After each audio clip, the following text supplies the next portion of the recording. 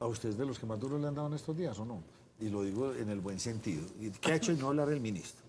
Es que el fondo para la estabilización del precio del combustible, el anterior gobierno, y eso van yo no sé cuántos miles y miles de billones. Cuando usted terminó su periodo como ministro de Hacienda, explíquenos un poco esto. Yo sabe que yo no he entendido una cosa, somos productores de petróleo y tenemos que pagarlo a precio internacional. Entonces, pues bueno, somos productores de aguacates, compremos aguacates a precios internacionales. Lo que yo no entiendo, Nacho, es que, y ya nos dirá el rector y exministro, cómo dejó él ese fondo, porque se ha venido subiendo el precio del combustible de la gasolina, pero el fondo continúa subiendo mucho más. Sí, no entiendo. Explíquenos. El fondo lo que busca El es déficit del fondo, pues. eliminar la diferencia que existe entre el precio nacional y el precio internacional.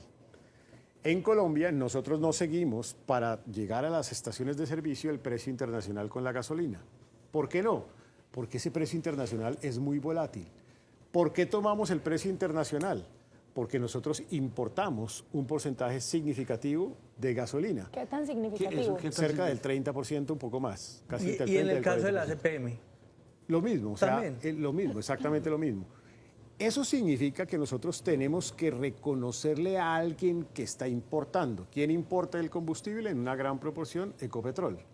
Ecopetrol no puede salir a venderle al gobierno, por más de que sea del gobierno, al precio local, como muchos lo proponen. ¿Por qué razón no lo puede hacer? Porque Ecopetrol está en la Bolsa Internacional de Nueva York y tiene que responder a criterios de gobierno corporativo internacional. El día en que vendan a un precio inferior, pues van a decir los inversionistas en el mundo qué es lo que está pasando allá. Y los minoritarios se van a ver perjudicados. Los minoritarios somos todos nosotros que van a decir por qué están vendiendo menos si deberían vender a un precio más alto. Esa es la razón.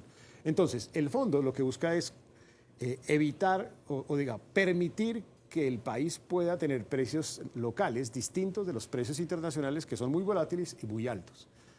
Para ese propósito es que existe el fondo. En la medida en que salimos de la pandemia, los precios del petróleo subieron muy rápidamente por todas las razones que hay a nivel internacional. China, venía recuperándose, el mundo recuperándose, subían los precios internacionales. Nosotros no podíamos de un solo totazo subir el precio local, porque si no aquí la inflación hubiera llegado al por lo menos 5 a 10 puntos porcentuales adicionales y los precios de los alimentos estarían en ese momento en el 70-80%. Eso es inmanejable para los más vulnerables. Es decir, seguimos el criterio que siguieron más de 17 países en el mundo, incluidos los desarrollados y subdesarrollados, subsidie o baja impuestos. Aquí entonces se subsidió por un periodo de tiempo.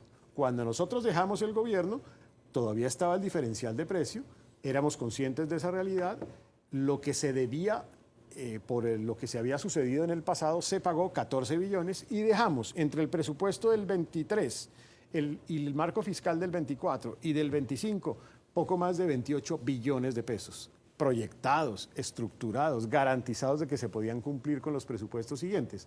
Total, cerca de 42 billones de pesos o pagados o proyectados en los presupuestos o en el marco fiscal de mediano y largo plazo.